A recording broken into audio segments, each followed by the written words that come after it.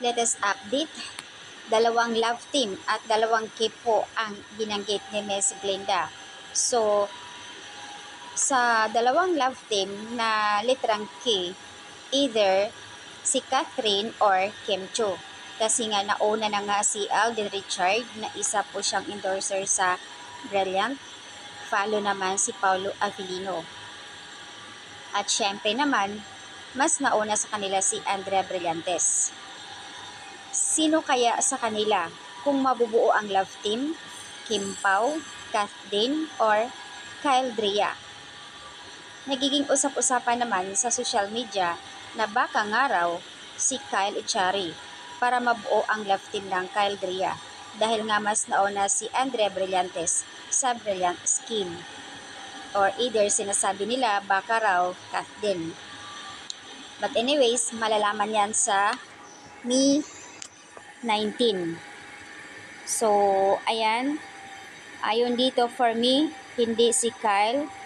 Pero tingnan din natin kasi si Kyle Echari, yun po yung love team ni Andrea.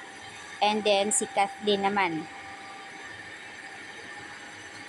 Ayon dito sa post, hindi lang kasi isa, kundi dalawang love team ang makukumpleto ng dalawang K na papasok sa Brilliant Skin.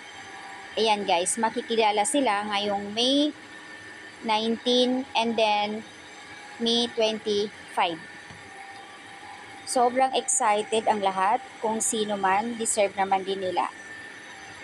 Pero mas masaya kung si Kim Pao. Ito, ang nagko-comment dito. Sana po Kim Pao. O kahit sino man sa kanila, walang problema. Nasa tatlo ang pagpipilian kung sino-sino sa kanila ang papasok doon sa Brilliant Skin. Baka, ayon dito, baka hindi si Kim yan kasi si Kim kasi nakay Bilo Medical Group. Kung matatandaan po na during the launching ni Brilliant Skin kay Paulo Avellino, si Kim naman kasalukuyang ay meron po siyang billboard para sa Contour at doon po may vlog pa sila ni Dr. Vicky Bilo. Pero kung si Kim man ang makukuha dito sa Brilliant, mas exciting. Hindi rin daw si Kath, 'di ba? Parang meron din siyang gap with Andrea at saka nandoon siya kay IV Clinic. So, ayan. Siguro naman wala namang problema kung meron silang kanyang-kanyang clinic, company. Dito naman kay Brilliant Skin naman, wala naman din problema. Ayon nga kay Glenda, hindi tayo mapapagod magbigay ng suporta sa kanila.